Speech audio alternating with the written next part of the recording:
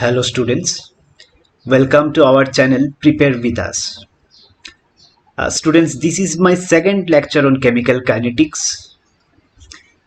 In the first lecture, we developed a comprehensive idea of basics of the chapter, and there we discussed the first three topics in details. In today's class, we are going to deal with the following three topics, topic 4, 5 and 6. But before that, if you still have any doubt relating to topic 1, 2 and 3, then please revisit lecture 1. There you clear your doubt and then come to lecture 2. Students, before I deal with the current topics, let me just spend a minute to check our concept on average and instantaneous rate. We already have done it, but still a recap of that in 1 minute. For that, let us consider a reaction, say 2 moles of A plus 3 moles of B, giving us say C as product. For that, we can write average rate as well as instantaneous rate. Average rate of reaction ROR is equal to, in how many ways we can write it? In 3 ways, because 3 species are involved in the reaction. So minus capital del for average rate, change in concentration of A by change in time, and in denominator you have to multiply it by stoichiometry 2. Then in terms of B, change in concentration of B by change in time. In denominator we have to put the stoichiometric coefficient 3. And in terms of product C, with a positive sign, change in concentration of C by change in time, and stoichiometry is one we may not write also. Again, we can write instantaneous rate as ROR is equal to minus. Now small d, because it refers to infinitesimally small change, by dt, small d, multiplied by stoichiometric coefficient 2. In terms of B, again with a negative sign because B is a reactant, change in concentration of B by change in time, and in denominator we put the stoichiometric coefficient 3. And in terms of product C also, here stoichiometric coefficient is 1. Just the difference between average and instantaneous rate is, in average rate we use capital del, while in instantaneous rate we use small d. This capital del refers to a considerably large change taken over a large interval of time, while the small d used in instantaneous rate indicates infinitesimally small change. You know that, students. So with that, let us move to our current topic, topic 4, that is graphical analysis to calculate rate of reaction. Using graphical analysis, we can determine rate of reaction, both average rate of reaction and instantaneous rate of reaction. For each case, means for average rate of reaction I will consider one graph, and instantaneous I will take another graph. Let us see this graph, and this is for average rate of reaction. The same graph we will use to treat instantaneous rate of reaction also. See, for that let us write a very simple reaction. Say reactant is R giving us product P, very simple reaction. Stoichiometric coefficient is 1, 1 for reactant as well as its product. Now if you look at this graph, this x-axis, along x-axis we take it as time axis, and vertical axis is taken to be concentration of reactant, not product in this case. However, we can draw graph for concentration of product versus time also, there is no problem with that. But let's treat it in terms of reactant first. Later on we will see how in terms of product the graphical analysis can be done. So along vertical axis we take concentration of reactant, and horizontal axis is time, and the graph is going down, as it of course should be going down, because reactant concentration of reactant is considered along the vertical axis, and we know concentration of reactant decreases as the reaction proceeds, because reactant gets converted to product, so reactant keeps disappearing where product keeps on appearing. So concentration of reactant decreases, which is indicated in this graph also, because the graph is going down. Now, to calculate average rate, remember students, to calculate average rate, let us take any 2 points on the graph. Let this point is P and another point let us consider as Q. Now, if you can find slope from the point P to Q, that will give us the rate of reaction or average rate of reaction. How? First, let us write what is average rate. Expression for average rate. It is very simple. Rate of reaction is equal to ROR is equal to minus. We are writing for this reaction. Minus, in numerator, change in concentration of R by change in time. Stoichiometric coefficient is 1, so there is no issue with that. Now, to calculate average rate from the graph, we take 2 points P and Q at a considerable time interval. To calculate the slope of the graph from point P to Q, as I already said, slope of this graph will give us the rate.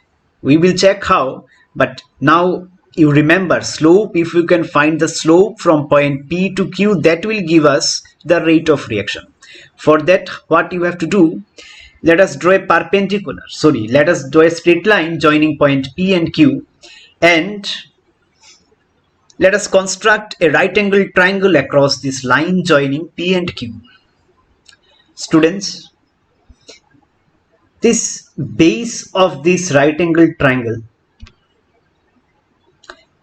is along the horizontal axis. This refers to change in time as the graph proceeds from P to Q.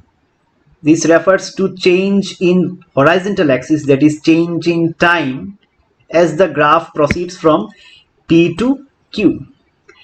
And the perpendicular of the triangle, it represents a change along y-axis or vertical axis, which is del R, change in concentration of reactant.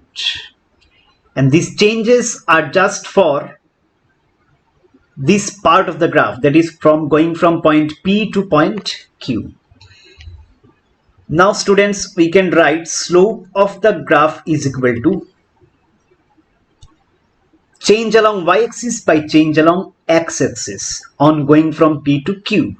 The change along y-axis is del R, by change along x-axis is del T. So this is the slope of the graph from point P to Q.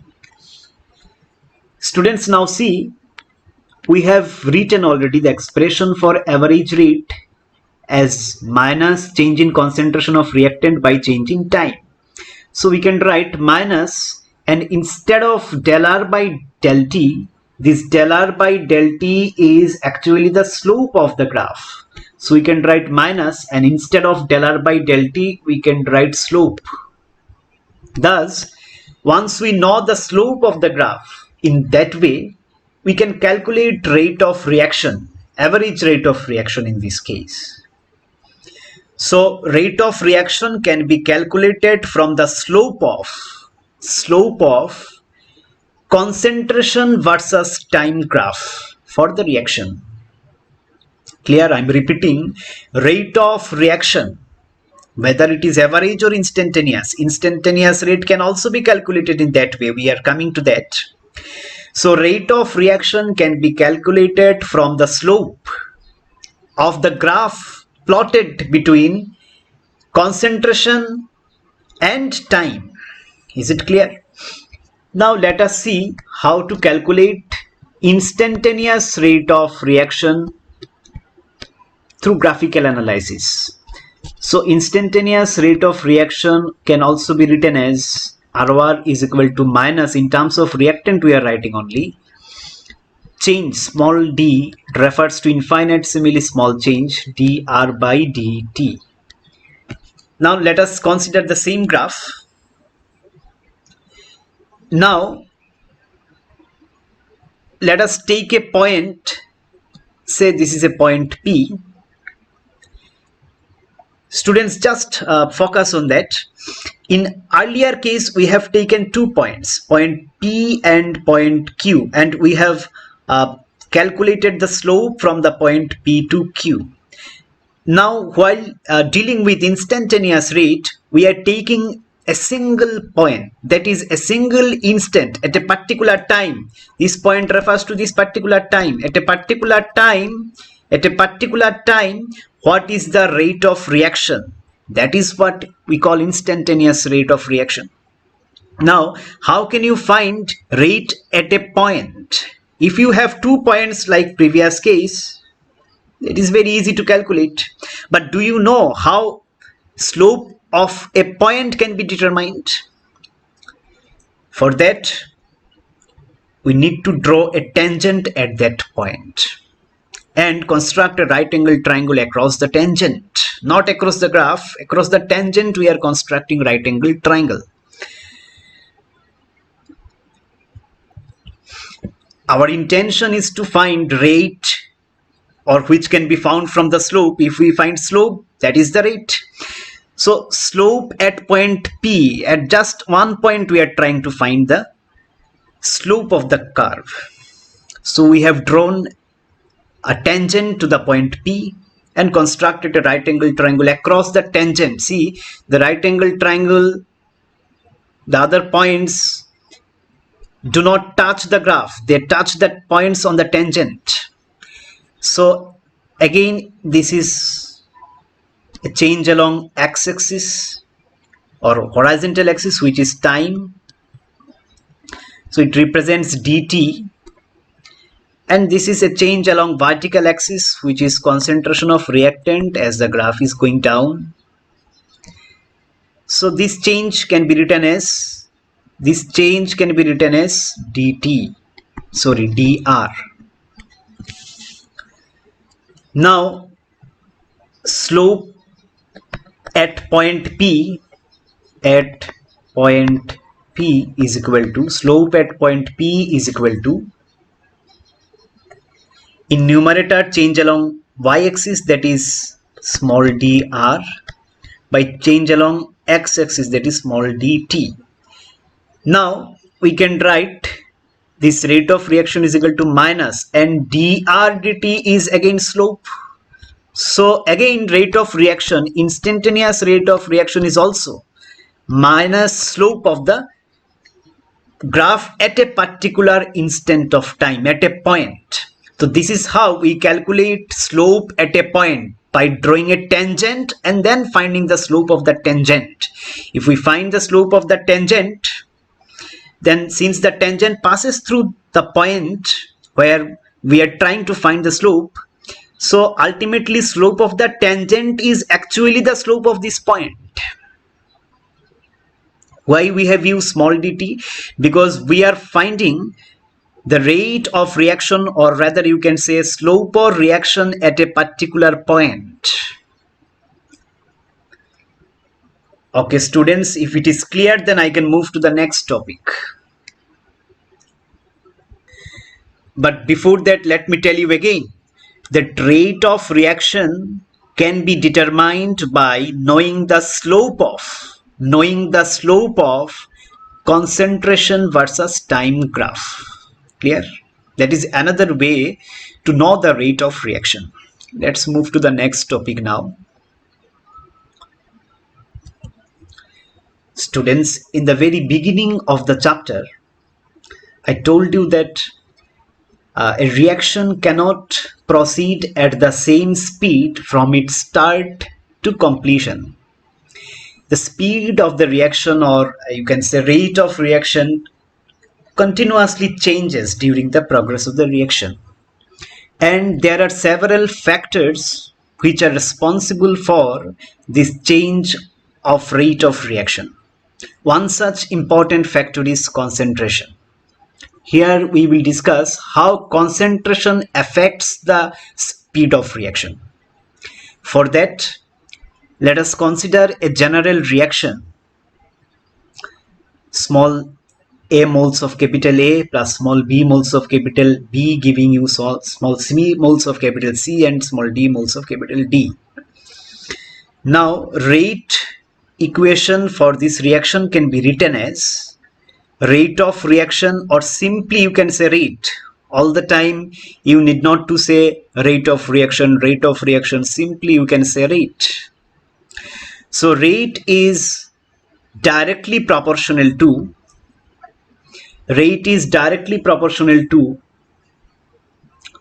concentration of reactant A into concentration of reactant B. And there are no more reactants. If there are reactants, we would have written concentration of the other reactants also. So rate of reaction is directly proportional to concentration of A, reactant A, multiplied by concentration of another reactant B. I know, students, you are surprised to see this X and Y in the power, because the stoichiometries are small a and small b, and you are getting the powers to be small x and small y, which do not have any correlation amongst themselves. We will discuss what is x, what is y later on, but just focus how we are writing it.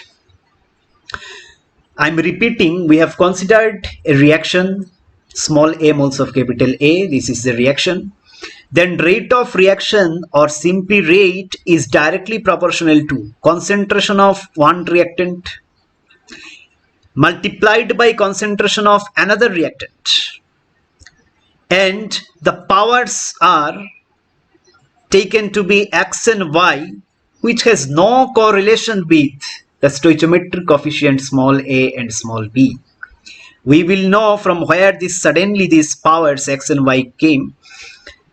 This entire lecture is based on the logic of how x and y came. We will come to that, but just focus on this particular equation now. We can also write rate of equation is equal to, replace the proportionality sign by equal sign, and constant of proportionality k, a to the power x and b to the power y. This particular equation is called rate law equation or rate law expression. This particular expression is called rate law expression. Students, the power x and y has no correlation with the stoichiometric coefficient a and b. They may by chance be equal to small a or small b, or may not be equal to. These powers we have written arbitrarily, and these powers are determined experimentally. Just by looking at this reaction, you will not know what will be the power. So powers are arbitrarily chosen. You could have written alpha, beta as power. You could have written P and Q as power. So power you can choose arbitrarily. It need not to be correlated to the stoichiometric coefficient small a and small b. So this equation that we have constructed is called rate law equation or rate law expression. And you remember, I am repeating, the power x and y are taken arbitrarily, and these are determined experimentally. Theoretically, you cannot determine the values of these powers x and y.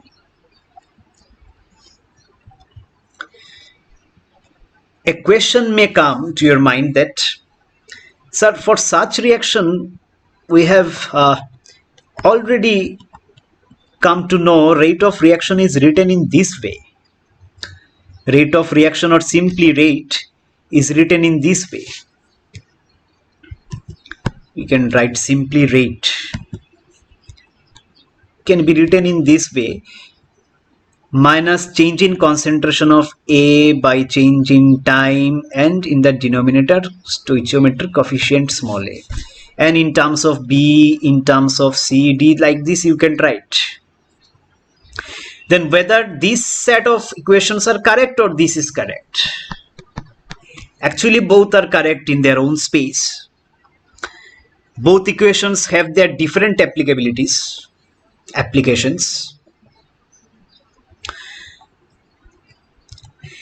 In last class, we have discussed how these equations can be used to solve different numerical problems.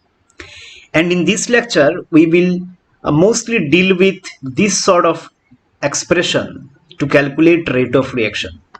Actually, both these equations can be used to calculate rate of reaction. There is no issue with it, depending on the data given in the question. So now, we will concentrate only on this equation, which is called rate law. Whenever rate is written in that way, we call it rate law. Students, let us see the statement of rate law. Thus, the rate law is a mathematical expression in which rate of reaction is written in terms of concentration of reactants with each term raised to some power which may or may not be same as stoichiometric coefficient of the reacting species in the balanced chemical equation. See, when we write rate law, there is no involvement of products. Only in terms of reactants, all reactants taken together, only in terms of reactants we write rate law. Product has no involvement in the rate law equation or rate law expression.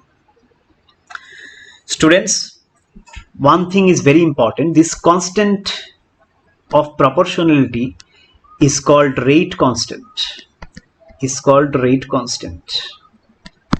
We can define this rate constant like this. Let me erase it. We can define rate constant like this. See, rate is equal to, rate means rate of reaction minus K, no negative sign, K into reactant A, power is arbitrarily chosen to be X. Concentration of B, power is arbitrarily chosen to be Y. Now if concentration of reactants, both the reactants are taken to be unity, means equal to 1, then we can write rate is equal to K, because A is 1 and concentration of B is 1 to the power x1, 1 to the power y is 1.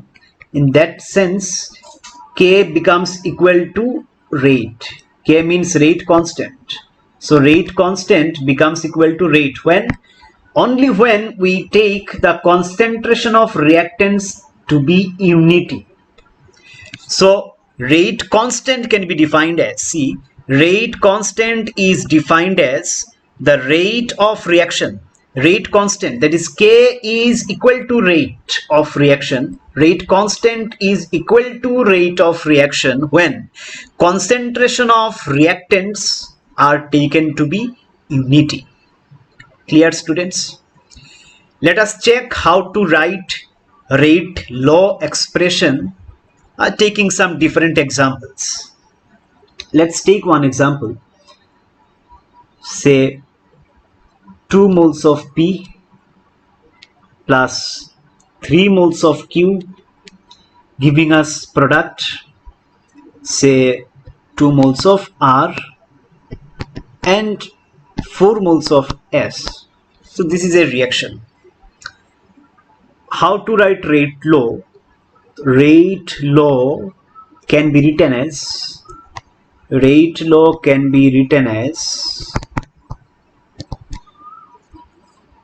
rate is equal to, we are writing rate law, remember, rate is equal to, we are not giving proportionality sign, so constant k, which is called rate constant, rate constant, rate constant. Then concentration of reactant, one reactant is P, multiplied by concentration of other reactant, which is Q, and power can be arbitrarily chosen to be anything. Let's say power is small n and small n. You can choose x, y, you can choose alpha, beta, your choice. And these m and n has no correlation with the stoichiometric coefficient 2 or 3 before P and Q. So I repeat, these powers m and n, since they do not have any correlation with the stoichiometric coefficients 2 and 3 before the reactants, so these are calculated or these are determined experimentally. Merely looking at the expression, merely looking at the reaction, you will not know, you will have no clue to the values of the small m and small n, which are chosen arbitrarily. Clear? This is how we can write rate law. Another reaction, let us check. 2 moles of A plus 5 moles of B, giving you some product, because we don't need product. Product has no involvement. Even if we don't know what are products, products have no involvement in writing rate law. So rate law can be written as rate is equal to K. K means rate constant. Then concentration of reactant A, power is not 2. Power is not 2, it is, let's say it is X. And concentration of B multiplied by concentration of B, power is say Y. Now students, you have to see this rate constant. We already have defined the rate constant, but there is another important aspect to look at rate constant. There is another important aspect to look at rate constant, and it is the unit of rate constant. Students, unit of rate constant is not fixed. If I now ask you to find unit of rate constant, you cannot find it, because to find the unit of rate constant you need to know the actual values of x and y, these powers. And these powers, since are calculated experimentally, so once you know the power, then and only you can know the rate constant, unit of rate constant. So unit of rate constant is not fixed. So unit of rate constant is not fixed.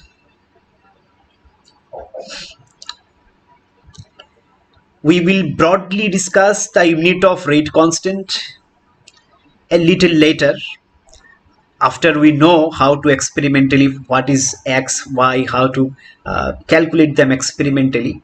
We are coming to that. Here I am briefing a kind of differences between rate of reaction and rate constant of reaction. You know, rate of reaction indicates the speed at which the reaction is progressing. At rate constant is the constant of proportionality in rate law expression. These are rate law expression. So rate constant is a constant of proportionality in the rate law expression. Second, rate of reaction depends on the concentration of reactant, as we have seen from the rate law that rate of reaction is directly proportional to concentration of reactant. But this rate constant, being a constant in this reaction, does not depend on the concentration of reactant. And thirdly, it generally decreases, that is, rate of reaction generally decreases with the progress of reaction, because as the reaction progresses, concentration of reactant of course decreases. So when concentration of reactant decreases, rate of reaction will also decrease, because rate is directly proportional to concentration of reactants. But as you know, rate constant does not depend on progress of the reaction. It is a constant. Students, here we try to know what is meant by order of reaction. Order of reaction can be understood from rate law expression. Order of a reaction is defined as the sum of the powers to which the concentration terms are raised in the rate law expression. Students, see, let me discuss in details. Suppose we take a reaction. Let the reaction say A plus B. Let's say 2 moles of A plus 3 moles of B, giving us product C plus D. 2 moles of C and 1 mole of D, say. Then rate law can be written as, remember students, rate law. So rate is equal to K, constant of proportionality. Then concentration of reactant A multiplied by concentration of reactant B, and the power is arbitrarily chosen. Let's say M and N. Now, what is meant by order of reaction? Order of this reaction is M plus N.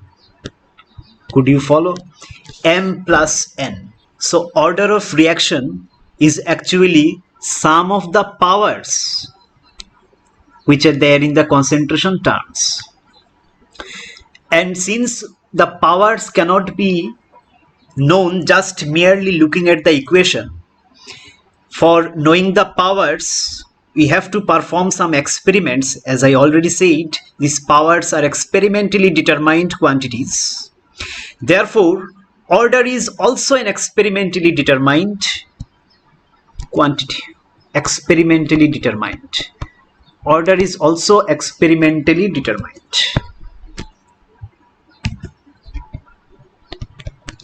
Experimentally determined.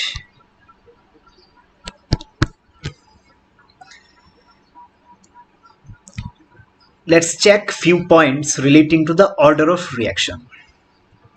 Number 1, order of the above reaction is equal to M plus N, the sum of the powers. Fine. Second point is that also we already know the powers or exponents, that is M and N, small m and small n, have no relation to stoichiometric coefficients 2 and 3 in this case of the balanced chemical equation. Now, if you are asked what is the order of this entire reaction, you will say M plus N. But what is the order of reaction with respect to reactant A only, you will say M. What is the order of reaction with respect to B only, you will say N. But order of the reaction as a whole is M plus N. So that is the third point. Order of reaction with respect to A is M. Order of reaction with respect to B is small n. Now, if the sum of the power is equal to 1, sum of the power means if the order is 1, then the reaction is called first order reaction. If the order is 2, means sum of M and N comes out to be 2, that will be determined experimentally anyway. If it comes out to be 2 experimentally, then we will say the reaction is second order reaction.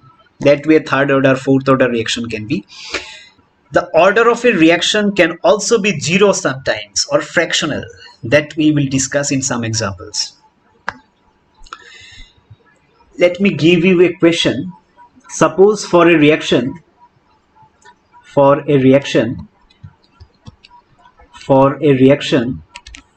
rate law is written in that way.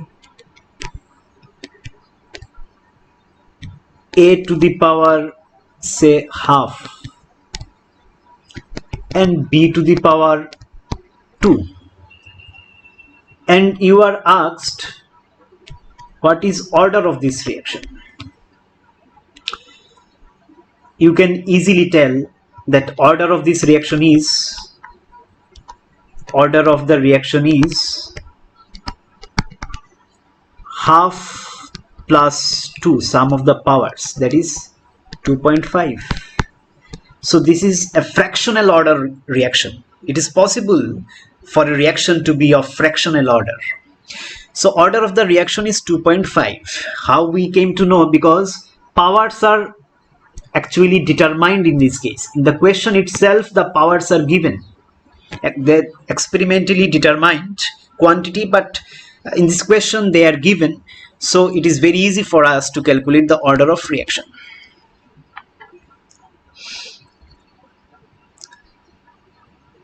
Now, as I said, the unit of rate constant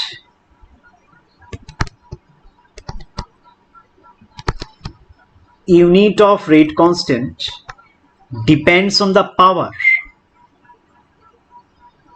of the concentration terms, or you can say, if it depends on the power, they are actually depending on the order of the reaction. So based on the order of reaction, unit of rate constant, that is K, will keep on changing. Here we are given some question. To identify the reaction order, we have to calculate order of the reaction from the following rate constants. Students, we have to just see the unit of rate constant. From the unit of rate constant, here value is just to confuse you. Value is not required. Just from the unit of rate constant, you can calculate order of reaction. See how? For that, I have given you some trick. If n be the order of reaction, then we can write concentration to the power 1 minus n into time inverse is equal to unit of K. Let's solve one problem, then it will be clear. Let's solve problem C. We can write concentration power 1 minus n, where n is order. N is the order of reaction. Order means sum of the powers into time inverse is equal to unit of K. We know unit of concentration is mole per liter. So let's write mole per liter to the power 1 minus n. Time inverse, unit of time in this case, you see second is there, so second inverse is equal to unit of K, which is given. We are solving problem C. Unit of K is mole to the power minus 2 liter square second to the power minus 1, second inverse. So second inverse gets cancelled. So mole per liter 1 minus n is equal to, here we can write mole inverse square. So mole comes below, this we can write. So if we try to make the base in both the sides equal, then we can write mole per liter 1 minus n is equal to, let it be mole per liter, then power will become minus 2. That means 1 minus n is equal to minus 2 and n is equal to 3. Thus order of the reaction is 3. From the unit of rate constant, you can find order, or vice versa. If you know the order, then you put the value of 3, value of n, you will get unit of K, rate constant. It is very simple. Students, let us solve this problem. In this problem, we will get an idea of how to calculate the powers, unknown powers in the rate law expression. Here you are given a question. Two reactants A and B are reacting together to give a product AB, and some experimental data is given. You are asked to derive the rate law expression, order of the reaction, and the value of rate constant K. To solve it, let us first write the rate law expression. Rate law can be written as rate is equal to K, then concentration of reactant A multiplied by concentration of another reactant B. And the powers are arbitrarily chosen. This has no correlation with the stoichiometric coefficient 2. So let's the powers be alpha and beta.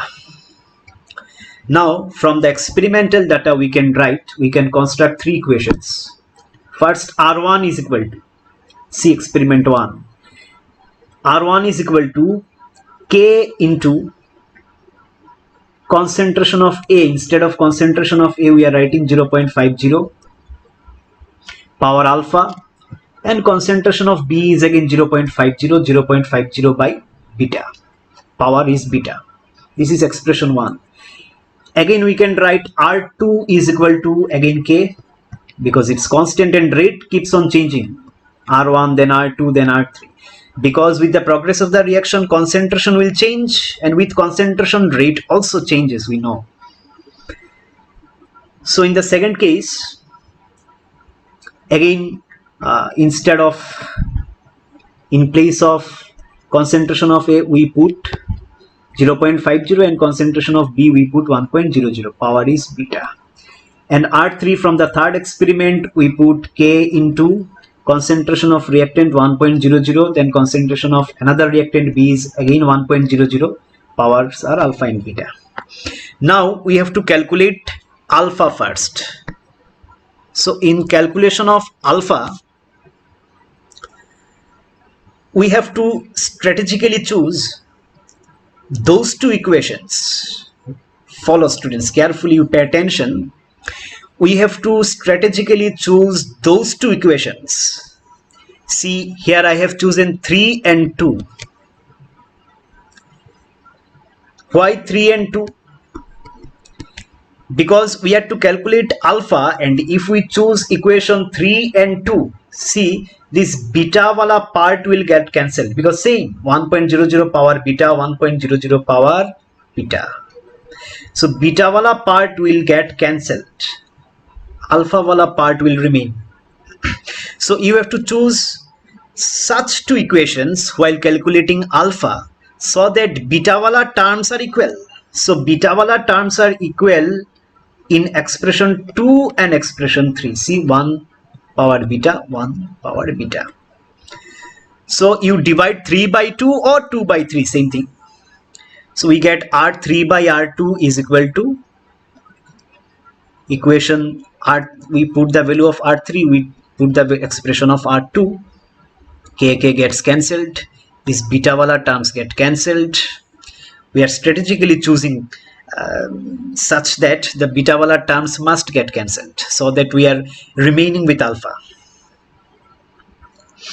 Now R3, value of R3 is given. See, 3.2 into 10 to the power minus 4. R2 is given. The rate is given already.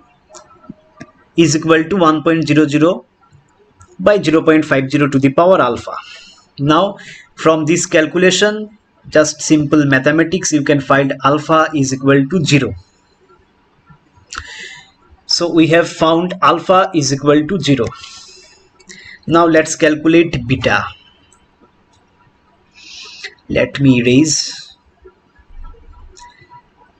Let us calculate beta. For calculation of beta, we have to choose such two equations. Let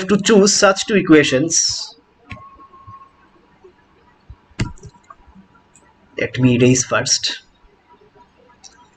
For calculation of beta, we have to choose such two equations so that alpha wala terms get cancelled and beta wala terms remains in the equation.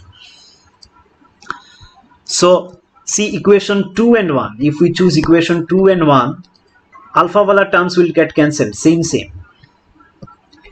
So equation 2 divided by 1, or you can divide equation 1 or by 2, and doing this calculation you can find beta is equal to 1. So alpha is 0 and beta comes out to be 1. Now you can write rate of reaction as, now you can write rate law as, sorry, I have said rate of it, it should be said rate law as k into a to the power 0, because alpha is 0, and b to the power 1.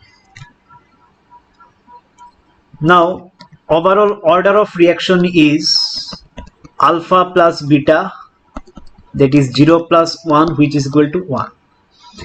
And in part C you have been asked to calculate the rate constant.